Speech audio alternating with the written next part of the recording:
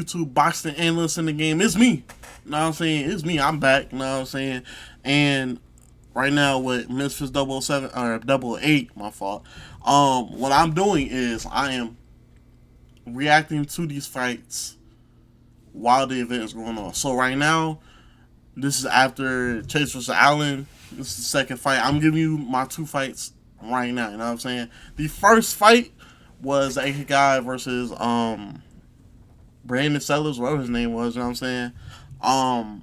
That fight was the epitome of YouTubers in a boxing arena. Let me explain. They were both flat-footed. It was really disgusting. And the AK guy, he had a real unorthodox way of coming to the fight. His mentality towards the fight. He kept taking big breaths. Like after 10 seconds into the fight, after the first punch was thrown, he was taking big, huge breaths. Everybody thought he was tired. That was what I didn't really understand, right? Because taking big breaths and being tired are two different things. He was calming his nerves, but the commentators, the other man's corner, they thought he was tired. So he was moving around a lot, and when he did, he was real explosive. And that takes a lot of energy. They were trying to spin the whole narrative that he was tired. But third round, he was second and third round, left jabs the entire time. He really didn't do anything but left jabs, literally. It really started getting disgusting, right? Because what it was, the fight basically was AK, he had the power, Sellers, he had the conditioning, and it came together. I think it was a really good fight, YouTube wise. But what I came from that was when the AK guy, really, he had Brandon Sellers' entire chest bloody, face bloody. Sellers fell down. And that was it. You know what I'm saying? I think really what was bad was homie Sellers, his corner gave some terrible advice, literally some god awful advice, literally. His corner was telling him to just stay on the outside and jab because he had like a 9-inch on him, 9-inch reach advantage on him. And he was like, just stay on the outside and jab. Dog, are you joking, bro? Man's will have no power, bro. He's not gonna hit no significant strikes on him. He really didn't, honestly. AK guy really won. Third round destroyed him. Like I said, it was a knockout. Brandon, I want to get back up. That was it. Chase versus Allen, dog. Allen Belcher. Bare knuckle champion, former bare knuckle brawl champion, whatever. Destroyed him this entire time. And went what? 3 rounds? You ended in the middle of the third round. Shenanigans. So, really, this was Chase, what he did, and you could tell if you look at the fight. All he was doing was his little combinations he was doing on the bag, you know what I'm saying? Doing on the sandbag. He was just trying to hit Allen with. I kid you not, bro. Allen was pressing him, daring him to hit him, and homie was just like, look at my red glove. Look at it. Dog, it was like the most pathetic performance I personally have ever seen, bro. He really did not want to fight. His corner, this is the big story, right? His corner was literally in an argument with the referee. There's no way, right? His corner man was in an argument with the referee because the referee didn't give Allen a warning or deduct a point because what Chase was doing, he was grabbing on to Allen a lot. And Allen really started getting tired of it. Chase turned his head. Allen you're not supposed to turn your head. Allen bopped him in the head once and then destroyed him in the face. Really, really heavy blow to the face. Honestly, bro, any dude who doesn't have a chin would have been knocked out 4 times by now, bro. Chase really had the only thing he had redeemed for him was his chin, bro. Literally, that was it. He had no power. His strikes was so choreographed. It was, I mean, really, really pathetic. He didn't want to fight at all.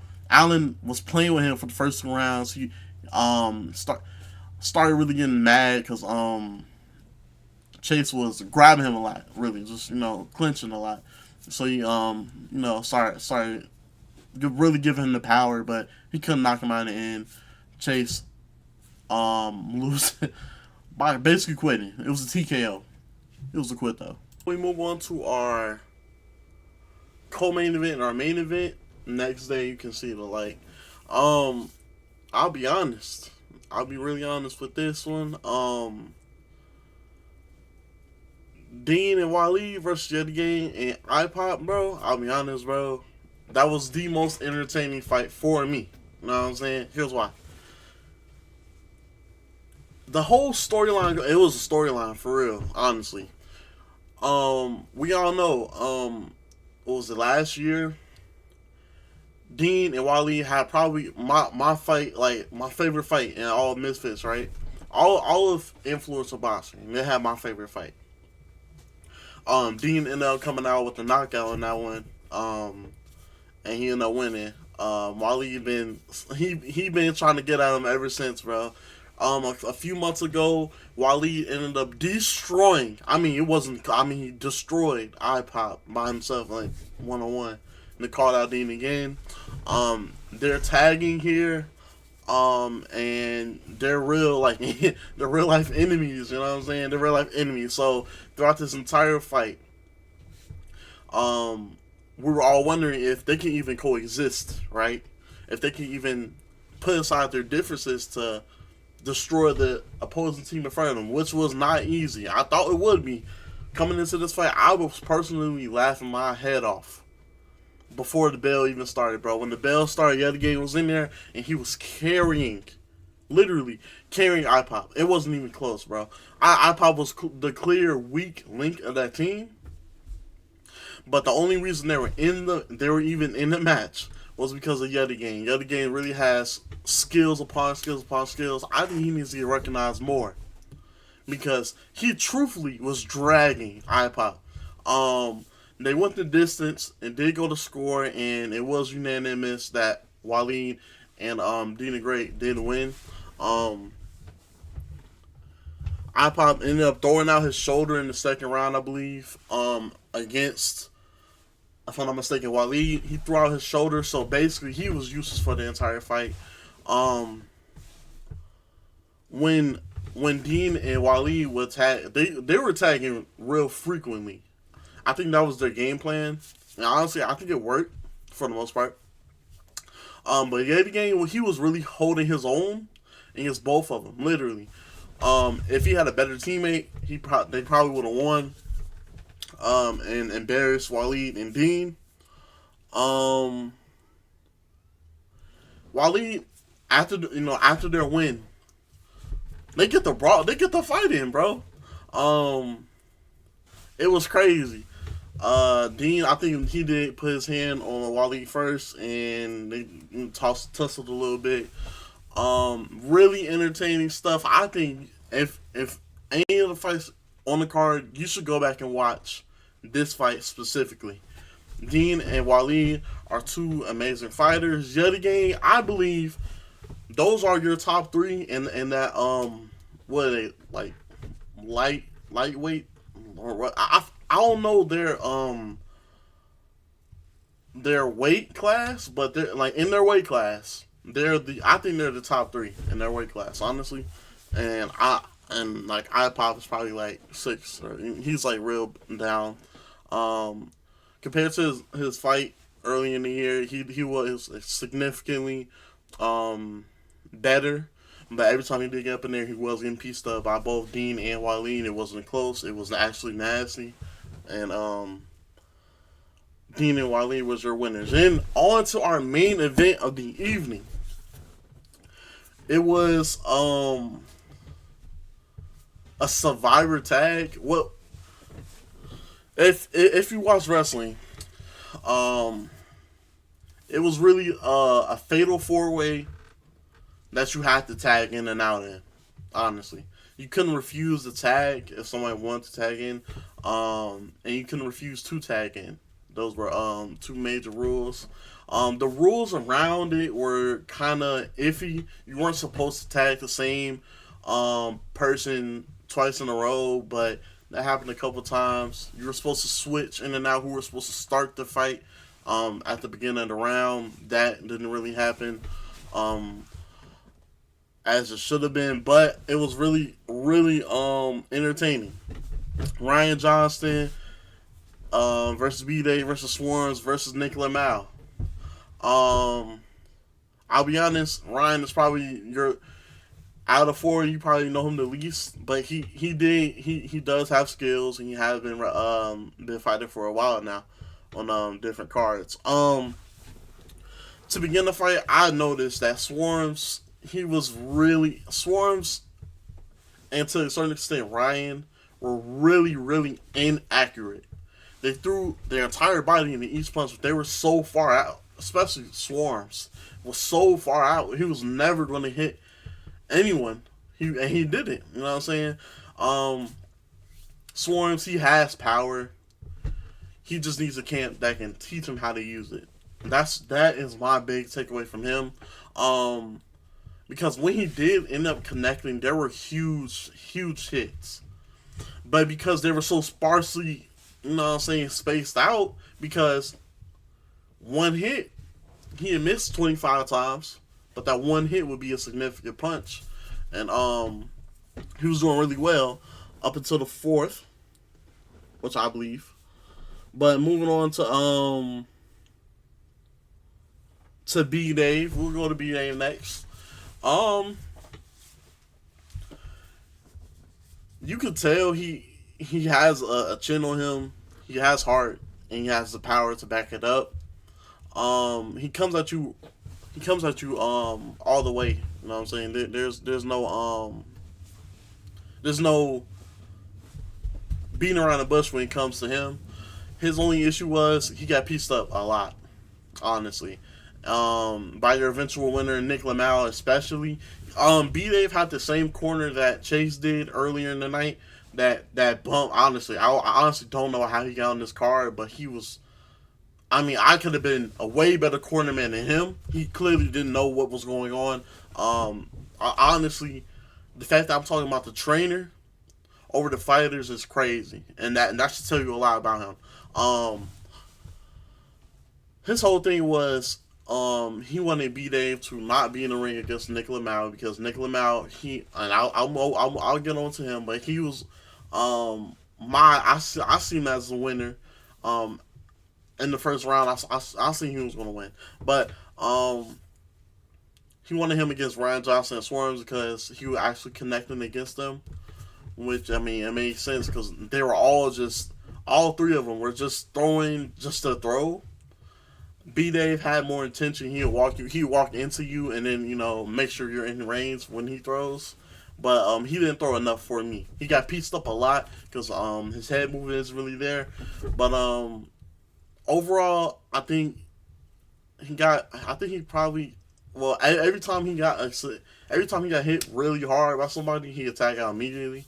So there was no way he was gonna win, in my opinion, because he was running away from all the fights, and he kept getting pieced up. Nick Lamau, I honestly believe he showed the most skills in all four of these people. He had his spacing. He kept his composure. He knew when to throw his body in the punches and when not to. He threw feints. He hit. He was actually accurate. Out of all three of them, the most accurate. He hit his mark against all three of them. He pieced all of them up. And honestly, by far, until the fourth round, where Swarms, if he didn't, here's another issue. The fighters really didn't know the rules, because while you can't refuse to tag someone in, you don't have to unless he asks. You know what I'm saying? So that was the impression I had. what I'm getting at is Swarms. He tagged out too much. When he was in there, he was getting his shots in, especially in the fourth against Ryan Johnson. Literally, was destroying that dude. If he stayed in the fight, he probably would have won it because it was really a race between him and Nick Lamau. Nick Lamau, like I said, was the most accurate fighter, but he used his power when needed. Every time Swarms got a hit in, it was really powerful. He rocked B Dave a few times. He rocked Ryan Johnson also a few times, and I mean he got a good shot on Nick, but other than that, I think he probably would have won until the fourth. And here's what happened: Nick versus Ryan. In the final seconds after Swarm, that's why I said Swarm shouldn't have tagged out. He tagged out to, I believe, Nick. Nick came in there with Ryan and hit him with such a clean, crisp 1-2 destruction punch, bro. It was nasty, bro. They were on one side of the ring, literally. Ryan got flung all the way over to the other side. It was so disgusting, bro. It was so cool, bro. And that happened in the last seconds of the fight, so he ended up winning. He did well against everyone, and at the end, he got that one. I mean, honestly, it probably would have been kind of. So if you got knocked down in this fight, you were considered out. You were eliminated. So no, if you got knocked out, if you got knocked down, and of course knocked out, you were eliminated. And if you didn't want to tag in, you were eliminated. Those were the two ways to get eliminated in this match. There wasn't a team, but you had to tag in and out with your opponents. So it was a really interesting dynamic in practice, because this is the first format I've seen in boxing where you had to tag your opponents in and out. They had the rules confused, so I think that was the only real downside to this fight. But otherwise, it was a really, really exciting fight. I think they should definitely do this again. They probably have to work with the rules, make fighters more comfortable to the rules, because this is a whole new format, like with tag team boxing. That should have happened way longer ago, in my opinion. And you're winning Nick Lamau in your main event. Overall, I think in this fight, in this fight card, it was a pretty strong fight card, honestly. I think they had the entertainment factor. I think they had the actual boxing factor. If you were fans of the fighter, or if you were a fan of boxing, both sides could enjoy this. Could enjoy what this event brought. And honestly, I'm very grateful that this happened. I think this should happen more often with tag team boxing, and I want to see more Survivor tags. But other than that, I was really impressed with this fight card. Like I said, Friday night for me was Dean Wiley versus iPop and Yeti Game. Yeti Game, very underrated. He should be right in the conversation with the best fighters in that weight class, right alongside Waleed and Dean. And I want people to talk about him more. He definitely did do the best of the night, honestly. And that being said, you probably didn't make it this far, but I personally wanted to get up on this card. And I definitely want to go against Wings of Redemption, bro. Me, you know what I'm saying, the big boy. Give us a big boy fight again, bro. I want to knock his head off, bro. I want to knock his head off.